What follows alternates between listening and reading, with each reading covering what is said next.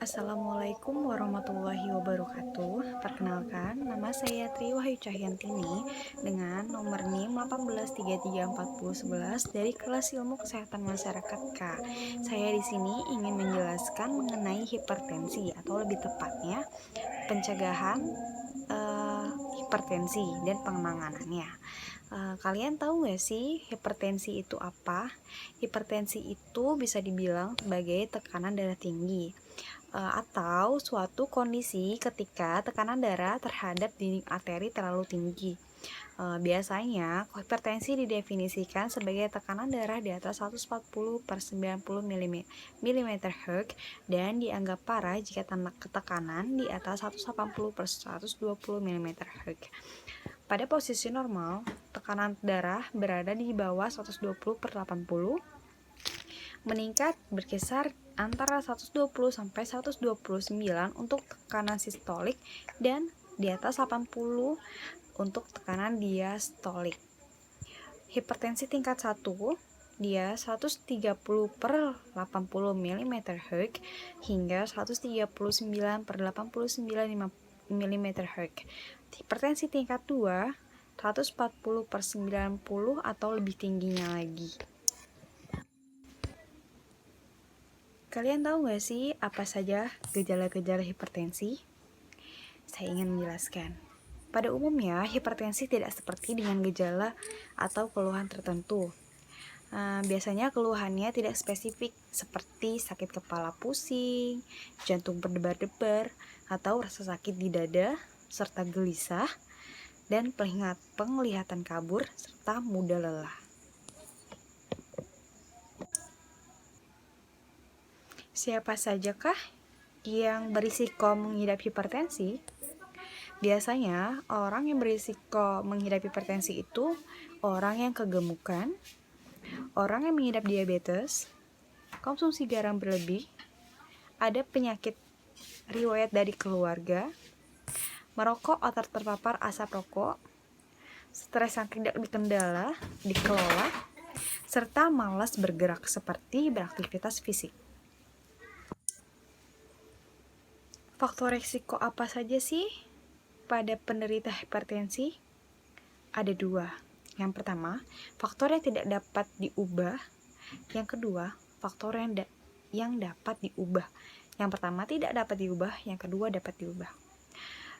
Yang tidak dapat diubah seperti umur, riwayat keluarga, serta jenis kelamin.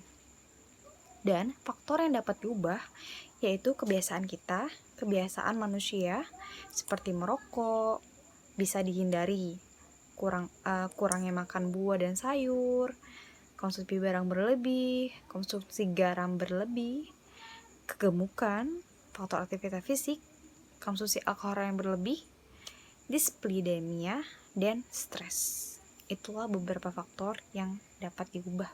Jadi kalau misalnya kita menghindari faktor-faktor tersebut, kemungkinan besar kita juga dapat menghindari jadi penyakit hipertensi. Ayo kita kendalikan hipertensi dengan patuh dengan cara 1. Periksa kesehatan secara rutin dan mengikuti anjuran dokter. 2. Atasi penyakit dengan pengobatan yang tepat dan teratur. 3. Tetap diet dengan gizi seimbang, jadi makanlah makanan yang bergizi. 4. Upayakan aktivitas fisik dengan aman. Dan yang kelima, hindari asap rokok dan zat karsinogenik lainnya, atau hindari juga alkohol. Apa saja sih pencegahan dan pengendalian hipertensi? Jika Anda sudah terkena hipertensi, pengobatan hipertensi dapat dilakukan di fasilitas kesehatan seperti puskesmas.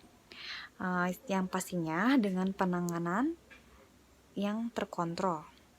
Pengobatan hipertensi adalah pengobatan jangka panjang, bahkan seumur hidup. Anda harus minum obat secara teratur, seperti yang dianjurkan oleh dokter, meskipun tidak ada gejala. Dan harus mengetahui 1. Cara minum obat, dosis yang digunakan untuk tiap obat dan beberapa kali minum obat dalam sehari itu harus teratur. Yang kedua, mengetahui perbedaan antara obat-obatan yang harus diminum untuk jangka panjang, yaitu obat-obatan tekanan darah seperti contohnya ada amlodipin, dan pemakaiannya jangka pendek, yaitu untuk menghilangkan gejala kecil. Resiko hipertensi dapat dikurangi dengan cara mengurangi konsumsi garam. Jangan melebihi 1 sendok teh per hari untuk garam.